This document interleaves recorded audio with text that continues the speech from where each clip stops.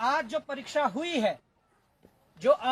हुई है, आज लाखों बच्चों ने उत्तराखंड के इतिहास में आज कनिष्ठ सहायक की जो परीक्षा दी है, उसके संबंध में मैं आप सभी लोगों से वार्ता करना चाहूंगा, इस प्रेस वार्ता करना चाहूंगा। आज ये पेपर देख रहे हैं, ये मेरे हाथ में आज के पेपर हैं। ये सेट ए है, ये सेट बी है, ये सेट सी है और ये सेट डी है। मैं आपको बता दूं कि अब बात क्या है, बड़ा दुख भी हो रहा है। देखिए, हम जब कह रहे थे कि उत्तराखंड में जो परीक्षाओं में जो धांधली चल रही है, वो जो पूरा चैन था, जो एक रैकेट था, उसका भंडाफोड़ अभी अच्छे से नहीं हुआ। हम कह रहे थे कि आयोग को एक बार आयोग के जो कर्मचारी है, अधिकारी है, उनकी अच्छे से जांच हो जाए। हम कह रहे थे कि जो राज्य की जो जांच एजेंसियां हैं, उनसे हटाकर जांच सीबीआई को ट्रांसफर कर दे।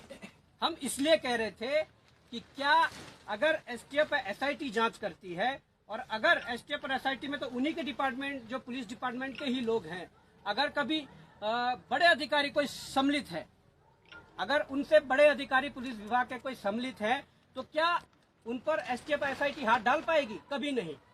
जो बड़ी परीक्षाएं हैं, पीसीएस और एई जैसी परीक्षाएं, उन पर जो बाहरी जो प्रदेश के लोग हैं, जिन्होंने उस पर इन्वेस्ट किया, जिन्होंने पेपर खरीदने के लिए जो धन दिया है, क्या एसआईटी और एसटीएफ उन पे हाथ डाल पा रही है? नहीं डाल पा रही है। इसलिए यह जरूरी था कि सीबीआई हो, और पूरे आयोग की सीबीआई हो। वहाँ अध्यक्ष से लेकर सचिव से लेकर वहाँ जितना स्टाफ है, सबकी सीबीआई जांच हो। अब मैं खुलासा करने जा रहा हूँ, मैं आपको ये बात बताना जा रहा हूँ कि पहले तो जो सील के मामले हैं, कई सेंटरों पे कई ऐसे मामले सामने आए जहां पर पेपरों में सील नहीं थी। कई जगहों पर सेम पटोरी वाला मामला सामने आया है, जहां पर सील तो थी, परंतु जो पहले 2 सील पेपर में लगाई गई थी, वो दोनों सीलें टूटी हुई थी, उसके ऊपर एक्स्ट्रा 2 सीलें लगाई गई थी। जिसका एग्जाम्पल हमारे पास ये भी है। अगर आप जूम करके दिखाओगे तो इसके अंदर एक दूसरी सील लगी हुई थी, जो तोड़ी गई थी बाद में। ये देहरादून का मामला है। परंतु सील वाला मैटर छोड़ के, या आप ये जो संख्या देख रहे हैं, प्रश्न पत्रिका जो क्रमांक है, वो क्रमांक और जो ओएमआर का क्रमांक होता है, वो सेम होता है। कई जगहों से अभी शिकायत मिली है कि यहाँ पर ये क्रमांक भी ओएमआर और प्रश्न पत्र में अलग अलग थी।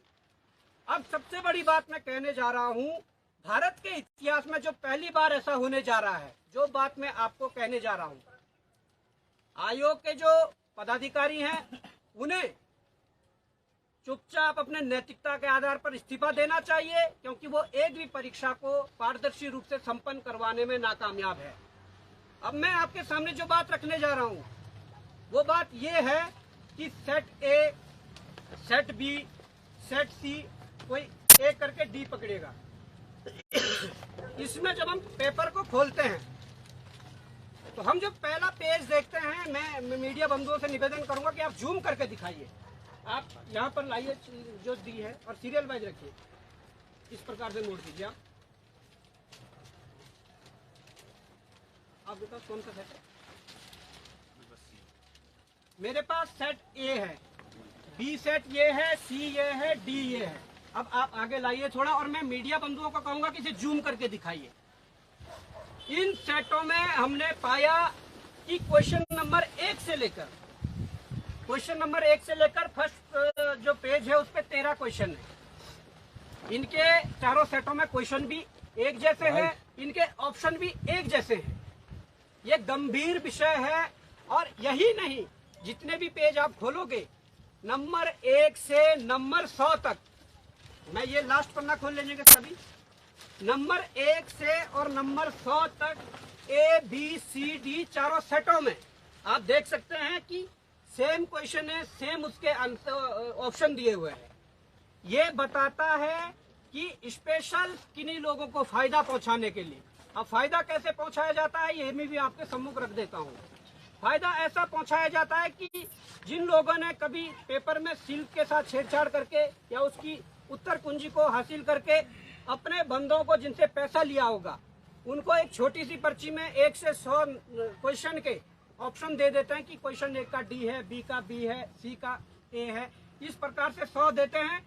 बोलते हैं कि तुम्हारे पास चारों में से कोई भी सेट आ जाए, तुम ये लगा के आ जाना और फिर तुम्हारा पास होना कंफर्म है। यही ये दर्शाता है। अगर ये 4 सेट अगर 4 सेट बनाने थे, आपने 1 से लेकर 100 तक क्यों इन क्वेश्चनों को सेम रखा? 1 से लेकर 100 तक क्यों ऑप्शनों को सेम रखा? ये बड़ा सवाल होता है।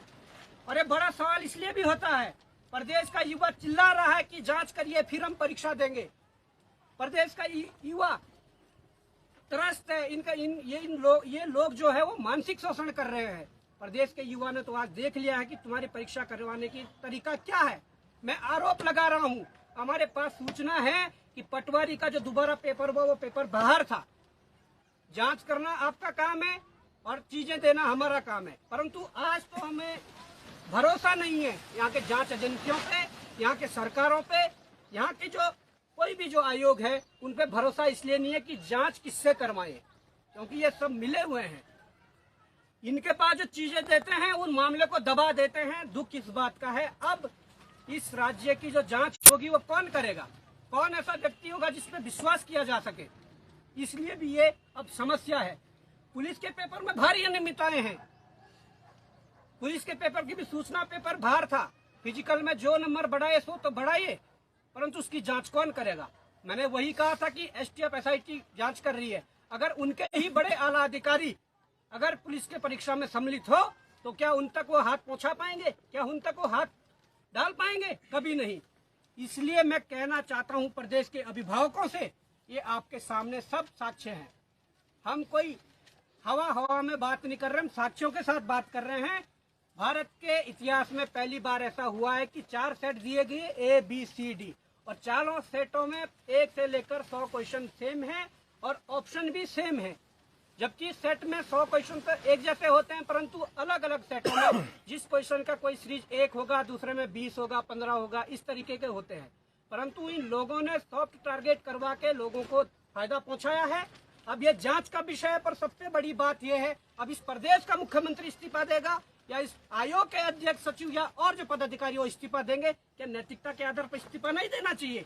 आप एक पेपर भी सही से नहीं करवा पा रहे, ये हमारा आरोप है और ये जांच का विषय है। कैसे हुआ, क्या हुआ, अब इस पर मुझे उम्मीद है कि प्रदेश का युवा समझ रहा है। आप अपने आस पड़ोस में जाकर चारों सेट देखिए, चारों सेट में सेम क्वेश्चन है। उसके बाद आप तय कीजिए कि गलत कौन है, सही कौन है।